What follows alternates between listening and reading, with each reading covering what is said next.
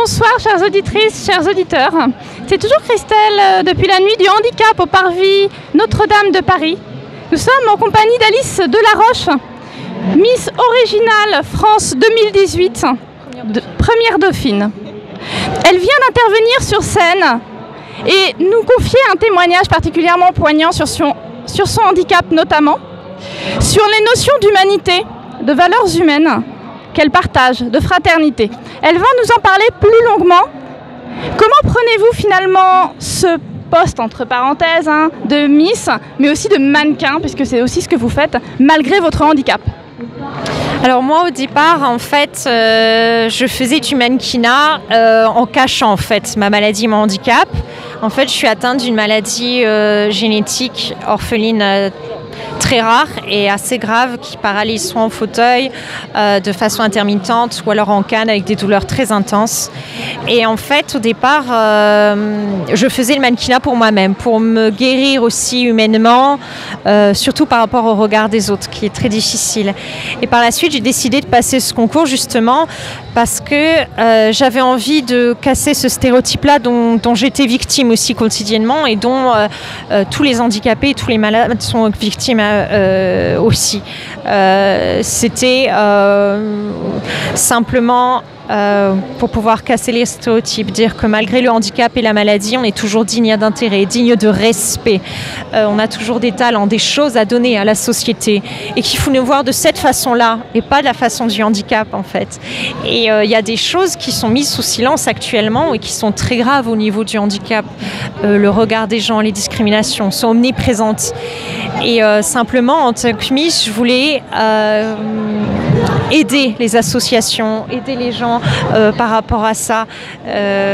Voilà, c'était un peu mon but. Vous êtes très sollicité, nous vous laissons d'abord gérer ceci. Ça vous dérange pas quand j'espère, parce que comme ça j'irai... Donc des valeurs humaines qui sont importantes, ce contact aussi, dont elle fait preuve chaque jour pour parler de sa maladie, mais aussi du sort des autres. C'est tout un symbole finalement que vous portez aujourd'hui au nom des autres, justement pour leur permettre de ne pas avoir honte d'eux-mêmes, honte d'elles-mêmes aussi. C'est très dur pour les femmes dans votre cas. Oui. Comment vivez-vous en tant que femme humainement cette épreuve qu'est la maladie? Et où trouvez-vous le courage pour représenter finalement toutes ces femmes? Alors moi, ce qui m'avait frappée, c'était la différence que je vivais lorsque j'étais mannequin sur la scène en Fashion Week. Les regards étaient rivés sur une femme qu'on admirait, une femme digne d'intérêt, on respectait, beaucoup d'admiration, beaucoup de contact humain. Et en fait, dès que je passais à ma vie quotidienne, je restais la même personne. J'allais faire mes courses, par exemple, mais là, je m'aidais de ma canne, je m'aidais de mon fauteuil. Là, les gens avaient des regards étonnés, voire de dégoût. Voire dans le bus, on m'a dit aussi que je gênais. Ma place n'était pas dans la société, elle était chez moi, puisque j'étais malade. Donc en fait, tout ça, au fur et à mesure, je l'ai accumulé. Et le courage, en fait, il m'est venu parce que finalement, dans ces situations-là, c'est soit on continue et on se bat, soit on laisse tomber et on empathie en fait. Et j'avais envie juste de changer ce cercle vicieux parce que le fait d'avoir une vie finalement cachée dans le mannequinat ne me permettait pas de vivre heureuse et aussi de me développer en tant que femme fière d'elle-même avec ses principes de dignité et de respect. J'avais envie que les autres femmes aient aussi accès à ça et je me disais voilà, j'ai la chance de pouvoir encore travailler, d'être dans ce milieu-là, de pouvoir passer ce concours-là. Voilà, je vais faire en sorte que mon handicap ne soit plus une honte, mais une originalité, d'où Miss Originale France. Voilà. Donc c'est une richesse que vous partagez avec la majorité des gens. Vous avez une page, je crois, Alice Delaroche sur Facebook. Vous avez un autre contact éventuellement pour des personnes intéressées? Oui, par email. Alors c'est Alice D. en minuscule, .modeling, puisque je suis dans le mannequinat, @gmail.com. Et là, je suis à la recherche surtout de journalistes ou même de personnes qui veulent juste me donner leur témoignage, parce que je considère qu'il n'y a pas que mon témoignage qui est important. Il ne s'agit pas seulement de moi, il s'agit de nous tous, de nous toutes. Donc, s'il y a des gens aussi qui veulent me parler de leur expérience, que je puisse le relayer aussi aux médias ou autour de moi, avec plaisir. Voilà. Donc vous êtes une sorte de porte-parole du 21e siècle, de ces femmes et de ces hommes dans l'ombre, entre parenthèses, de la maladie, qui aujourd'hui est en pleine lumière, aujourd'hui dans cette nuit du handicap, qui est un événement exceptionnel, qui est le premier, on l'espère, d'une longue lignée. On croise les doigts pour ça.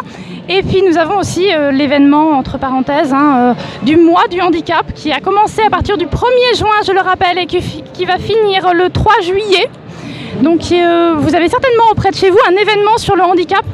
Alors, allez-y, parce que vous allez apprendre des choses sur vous-même, sur une richesse intérieure, je pense, sur une fraternité, une liberté intérieure également. C'est des gens qui ont beaucoup d'amour en eux et qui demandent juste à partager avec vous, que vous leur donniez juste de l'opportunité qui s'exprime. Et vous verrez, vous serez agréablement étonnés.